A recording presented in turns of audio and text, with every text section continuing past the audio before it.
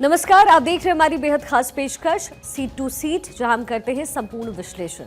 हिमाचल प्रदेश में मंडी में बड़ा मुकाबला होने वाला है। मंडी में क्वीन बनाम किंग की जो लड़ाई है वो होने वाली है। जनता क्वीन या किंग किसे पहनाएगी ताज, एक बड़ा सवाल है। मंडी में किंग वर्सेस क्वीन और मंडी में क्वीन और शहजादे के बीच की ये जो है लड़ाई है। हिमाचल प्रदेश की मंडी संसदीय सीट इस समय सबसे हॉट सीट बनी हुई है और इस सीट पर मुकाबला किंग बनाम क्वीन में है। इस सीट से बीजेपी ने बॉलीवुड क्वीन कंगना रनौत को मैदान में उतारा। वहीं कांग्रेस ने एक बार फिर से वीरभद्र परिवार पर भरोसा जाहिर करते हुए विक्रमादित्य सिंह को अपना उम्मीदवार बनाया है। अब तक हुए 17 लोकसभा चुनाव का ट्रेंड बताता है कि मंडी लोकसभा सीट पर जीत दर्ज करने वाले उम्मीदवार की पार्टी केंद्र में सरकार बनाती है। 1951 से 1952 में आम चुनाव से लेकर के 2019 लोकसभा चुनाव तक ये सिलसिला जारी है और इस सीट पर 2 बार उपचुनाव हुए हैं और दोनों बार कांग्रेस की प्रतिभा सिंह ने ही जीत हासिल की।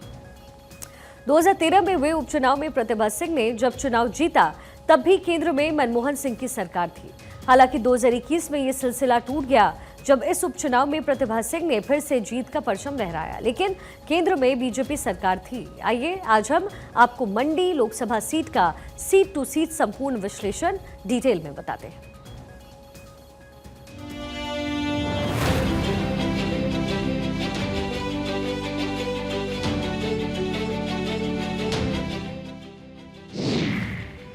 हिमाचल प्रदेश के मंडी में बड़ा मुकाबला। मंडी में क्वीन बनाम किंग की लड़ाई। जनता किंग या क्वीन किसे पहनाएगी ताज।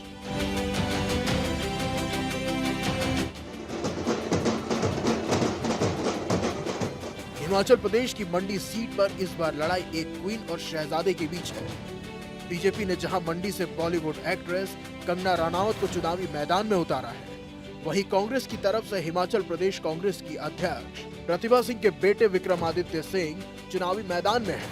हिमाचल प्रदेश में आखिरी चरण यानी 1 जून को वोटिंग है, जिसको लेकर चुनाव प्रचार तेज हो गई है। अब सभी सियासी पार्टियों के दिग्गज हिमाचल की ओर रुख कर दिए हैं। इसी कड़ी में बीजेपी प्रत्याशी कंगना रनौत की जीत सुनिश्चित करने के लिए पीएम मोदी कल छोटी काशी आ रहे हैं।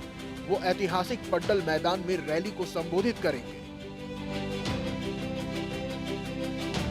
हिमाचल प्रदेश के मंडी लोकसभा सीट पर देश भर के लोगों की नजरें लगी हुई हैं। यहाँ चुनाव को लेकर लोगों की दिलचस्पी कंगना रनौत के मुकाबले की वजह बन गई है।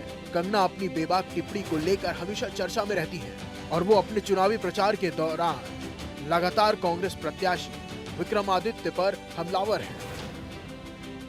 जिन जिन जनों ने अपने घर तो खोए, माल पशु बह गए, जमीनें बह गई, उनके लिए वो राशि थी।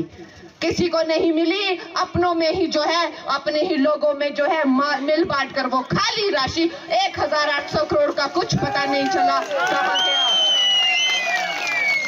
ऐसे चोरों की पार्टी है ये। और दूसरी तरफ विक्रमादित्य महाचोर, वो भी जमानत पर बाहर है। जमानत पर बाहर है ये लोग। मुझे कहते हैं कि तू अपवित्र है, फिल्मों में काम करती है। अरे मैंने तो अपनी योग्यता पर जो है पद्मश्री पाया है, 4 राष्ट्र पुरस्कार पाए हैं। तुम लोग विक्रमादित्य, तुम अपने नाम पर कभी वोट मांगो, अपने माता पिता के नाम पर मत मांगो, तुम्हारी जमानत जब्त हो जाएगी, तुम्हें एक वोट नहीं मिलेगा। कंगना रनौत के विक्रमादित्य सिंह पर निजी हमले को लेकर विक्रमादित्य की ओर से कंगना रनौत को लीगल नोटिस भेजा गया है और कंगना के सार्वजनिक माफी मांगने की मांग की गई है। साथ ही कंगना रनौत के चुनाव प्रचार पर चुनाव आयोग से रोक लगाने की भी मांग की गई है। श्री विक्रमादित्य सिंह जी के इंस्ट्रक्शन पे हमने कंगना रनौत को लीगल नोटिस भेजा है, क्योंकि उसने पब्लिकली करसोग, मंडी, सरकाघाट, जहां भी पब्लिक रैली कर रही है वहां व्यक्तिगत रूप से डिफामेटरी वर्ड्स का इस्तेमाल कर रही है, जो कि क्लियरली डिफामेशन ऑफेंस कॉन्स्टिट्यूट होता है। इसके बारे पहले भी लीगल सेल के द्वारा चुनाव आयोग में उसकी कंप्लेंटें की गई, तो उस पर कोई कार्रवाई नहीं हुई। आज हमने उसे लीगल नोटिस भेजा है, जिसके तहत उनसे ये कहा गया है कि वो पब्लिकली विक्रमादित्य सिंह से अपॉलॉजी टेंडर करे जिस वे में उन्होंने डिफामेटरी वर्ड्स का इस्तेमाल किया है उसी वे में वो उनसे माफी मांगे। चुनाव प्रचार के दौरान कंगना और विक्रमादित्य कई मौके पर एक दूसरे पर जुबानी हमला कर रहे हैं। विक्रमादित्य सिंह ने बिना कंगना का नाम लिए गोवा खाने को लेकर टिप्पणी की थी, जिस पर कंगना ने पलटवार करते हुए कहा कि अहंकार में विक्रमादित्य दे रहे हैं महिला विरोधी बयान। मुझे कल कहता है कि ये जिस मंदिर में जा रही है वहां की सफाई करो, वो मंदिर जो है गंदे हो गए। इसने बड़ी गलत बातें मुझे पहले भी बोली और कांग्रेस वालों ने जो है वो बोला कि हिमाचल की लड़कियों के जो है वो रेट क्या है। और मैं तो इनको कहती हूँ, और पहाड़ी इंसान लड़कियों में जितना दम है, अगर यहाँ ये जितने भी चंपू दिखे ऐसा एक पहाड़ी थप्पड़ पड़ेगा। अरे लड़कियों के तो छोड़ो, ये जो है सब्जियों के भाव पूछना भूल जाएंगे। पहाड़ी चपेट अगर इनको पड़ गई तो ये सब भूल जाएंगे। मंडी लोकसभा सीट पर बीजेपी और कांग्रेस के बीच काफी तनाव बढ़ा हुआ है। हाल ही में कांग्रेस के कार्यकर्ताओं ने काजा में चुनाव प्रचार करने पहुंचे बीजेपी प्रत्याशी कंगना रनावत, नेता प्रतिपक्ष जयराम ठाकुर, पूर्व विधायक रवि ठाकुर की रैली में हमला कर दिया। सभी नेताओं को उनके सुरक्षा अधिकारियों द्वारा बचाया गया। इस हमले को रोकने की कोशिश में भारतीय जनता पार्टी के कई कार्यकर्ता घायल भी हो गए। ये पहली बार हिमाचल प्रदेश में हुआ कि जहां हम रैली करने वाला, जहां हमारा प्रोग्राम था जिसकी बाकायदा परमिशन ली गई थी, उसके समानांतर परमिशन वहां पर कांग्रेस के लोगों को दी और उन्होंने हमारे कार्यक्रम को डिस्टर्ब करने की कोशिश की। हमारा कारकेट वापसी में आते हुए रोका और वहां पर पथराव किया और इस प्रकार से पथराव करने के साथ साथ में जो नारे लगाए बेहुदा और बेशर्म, जो इस प्रकार की हरकतें जो करी उनने, मैं समझता हूं बहुत ही दुर्भाग्यपूर्ण है। हमारे एक साथी को चोट लगी है, शायद पांव फ्रैक्चर हुआ है और ये सारी चीज को लेकर हम इलेक्शन कमीशन में भी बात करेंगे।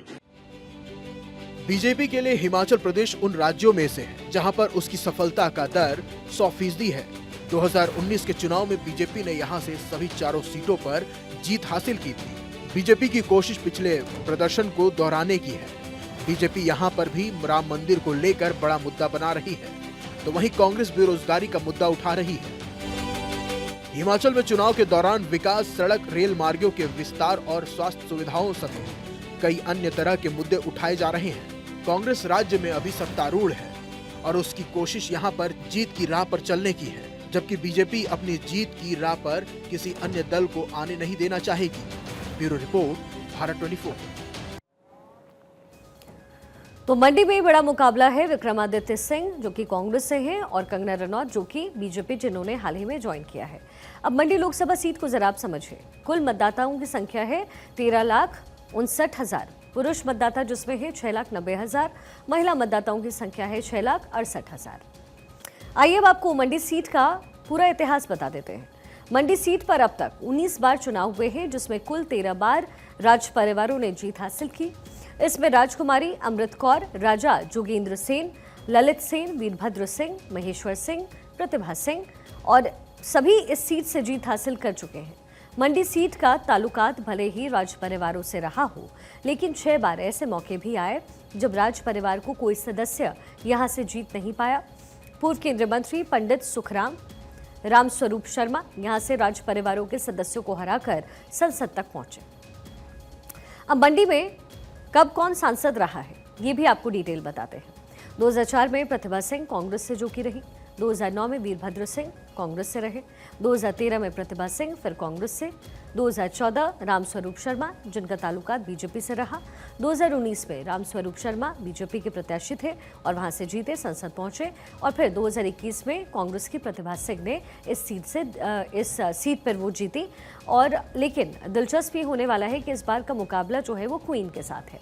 मंडी संसदीय सीट पर मौजूदा स्थिति क्या है, क्या समीकरण है, आपको ये भी बताते हैं। इस समय मंडी सीट पर 17 विधानसभा क्षेत्र हैं।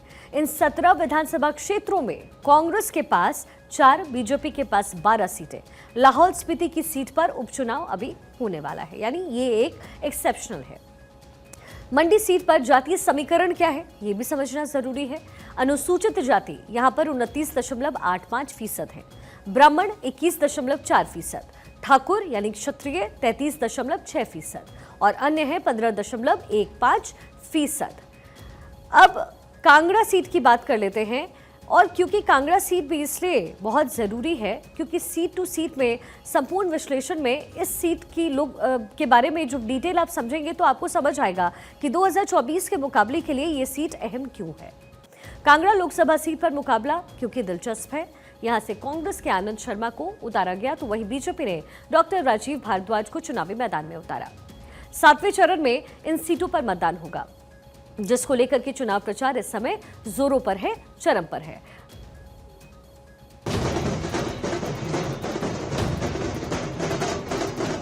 कांगड़ा हिमाचल प्रदेश के 4 लोकसभा निर्वाचन क्षेत्रों में से एक है। कांगड़ा चाय और चावल के लिए प्रसिद्ध है। यहां सन 1952 में सबसे पहला लोकसभा चुनाव हुआ था। मात्र 4 संसदीय सीटों वाला राज्य हिमाचल प्रदेश राजनीति का भी सिरमौर है।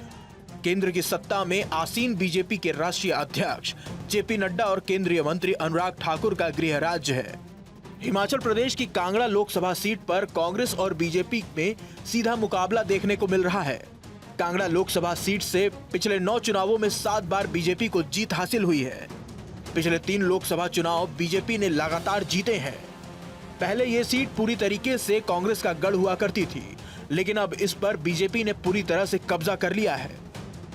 इस बार कांगड़ा लोकसभा सीट पर 2 ब्राह्मण चेहरों में सीधी तरह से टक्कर देखने को मिल रही है। बीजेपी ने यहां से डॉक्टर राजीव भारद्वाज को मैदान में उतारा है, जो मौजूदा समय में बीजेपी के प्रदेश उपाध्यक्ष हैं। लंबे वक्त से बीजेपी के साथ जुड़े राजीव भारद्वाज ने पार्टी में कई अहम जिम्मेदारियां भी निभाई हैं, लेकिन पहली बार चुनावी मैदान में उतरे हैं। कांगड़ा में राजीव भारद्वाज की अच्छी पकड़ मानी जाती है। वहीं दूसरी तरफ कांग्रेस ने पूर्व केंद्रीय मंत्री आनंद शर्मा को चुनावी मैदान में उतारकर कांगड़ा की जंग को और दिलचस्प बना दिया है। आनंद शर्मा भी पहली बार लोकसभा चुनाव लड़ रहे हैं। इससे पहले वो सिर्फ एक बार विधानसभा चुनाव लड़े थे, जिसमें उन्हें हार मिली थी। उनकी ज्यादातर राजनीति वाया राज्यसभा हुई है। मनमोहन सिंह की सरकार में मंत्री रहे आनंद शर्मा पर कांग्रेस के इस दावे को सियासी जानकार अच्छा मूव बता रहे हैं। आनंद शर्मा की एंट्री से कांगड़ा का चुनाव भी दिलचस्प हो गया है। यहाँ बीजेपी पीएम मोदी के 10 वर्षों के किए कार्यों को लेकर जनता के बीच है, जबकि आनंद शर्मा केंद्रीय सरकार की नाकामियां गिना रहे हैं। साल 2019 में लोकसभा चुनाव पर नजर दौड़ाते हैं तो यहां से बीजेपी के किशन कपूर ने जीत हासिल की थी। उन्हें इस साल चुनाव में 7,25,218 वोट हासिल किए थे, जबकि उनके निकटतम प्रतिद्वंदी कांग्रेस उम्मीदवार पवन काजल को 2,47,595 वोट ही हासिल हुए थे। यही नहीं, साल 2014 में भी बीजेपी प्रत्याशी शांता कुमार ने जीत हासिल की थी। उन्होंने उस चुनाव में कांग्रेस के चंदन कुमार को 2,86,091 वोटों से मात दी थी। कांगड़ा संसदीय क्षेत्र के जातीय समीकरण को देखें तो यहां पर सामान्य अनुसूचित जाति और अन्य पिछड़ा वर्ग की मतदाता ही नेताओं के भविष्य का फैसला करते हैं। कांगड़ा लोकसभा सीट पर सामान्य वर्ग के 25%, ओबीसी वर्ग के 27%, एससी वर्ग के 18% जबकि एसटी वर्ग के 30% हिस्सेदारी है। चंबा के 4 और कांगड़ा के 3 विस क्षेत्रों में गद्दी समुदाय के मतदाता अहम भूमिका में रहते हैं। हिमाचल प्रदेश के अंतिम चरण में 1 जून को मतदान होना है। फिलहाल सभी प्रत्याशी चुनाव प्रचार में व्यस्त हैं। हिमाचल में हमेशा की तरह से इस बार भी कांग्रेस और बीजेपी में ही सीधा टक्कर है, लेकिन इस बार मुकाबला बहुत ही दिलचस्प होने वाला है।